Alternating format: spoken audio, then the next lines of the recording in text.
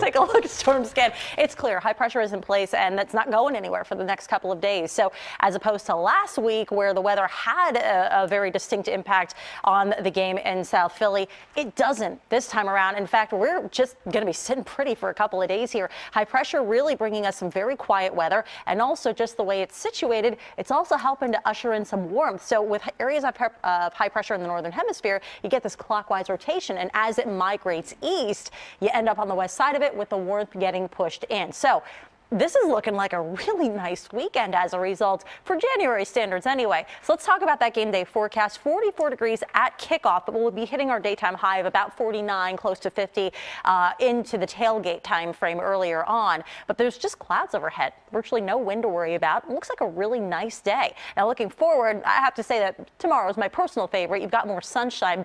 And we're all the way up to 51 degrees. Plus, it's the first day of the really exceptional warmth, at least for what's average. But most of this week is spent, or at least the 7-day, is spent above average. We'll keep that warmth even Monday and Tuesday of next week. But eventually, Misha, a storm comes along, brings some rain to knock the temperatures back. So enjoy a way like that. Physically, yeah. Those shipping containers, those aren't light. No kidding. Seriously dangerous. My goodness. Here at home, though, I mean, no complaints about this weekend. Nothing. Yeah, I mean, this looks so quiet and interesting, too, when it comes to playoff statistics and how the Eagles play in certain kinds of weather. So we have our attention.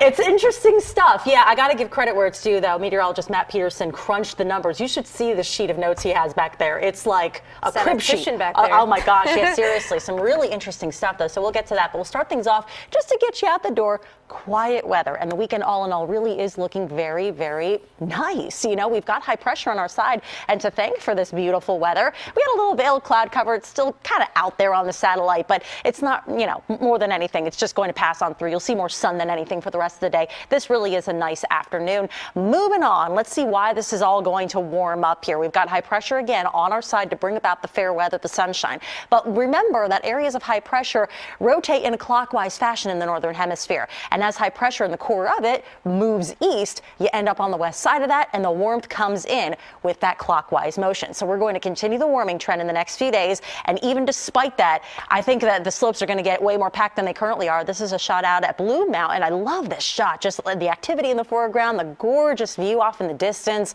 Yeah, I think that there's going to be a lot of folks on the slopes this weekend from all the snow that you just had in the last few days. It's still been cold enough that a lot of the resorts are still making their own fresh powder as well. And I mean, you've got feet worth of a base up there right now too. So almost all the slopes are open at a lot of these resorts. So look at this. It's awesome. With some sunshine all weekend long. We'll hit the low and mid 40s through the span of the weekend with sun no less. It really is nice.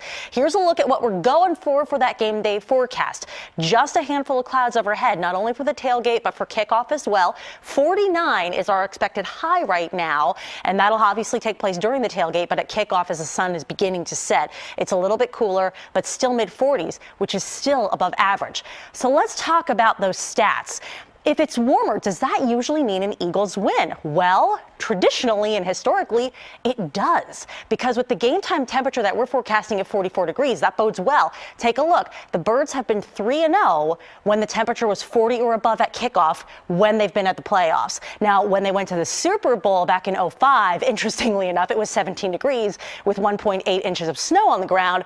We're not going to discount that. We are going to discount that. Let's just go by these statistics. The Eagles score, though, typically is 27 points per game, with the opponent scoring 15. So fingers are crossed. At least history is on our side when it comes to this.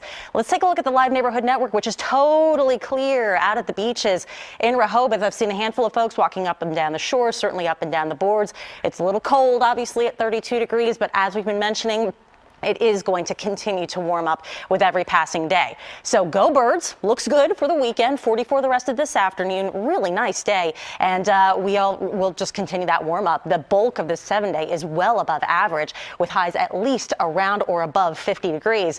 But there is a new storm system that eventually works its way in. And of course, all good things do have to come to an end.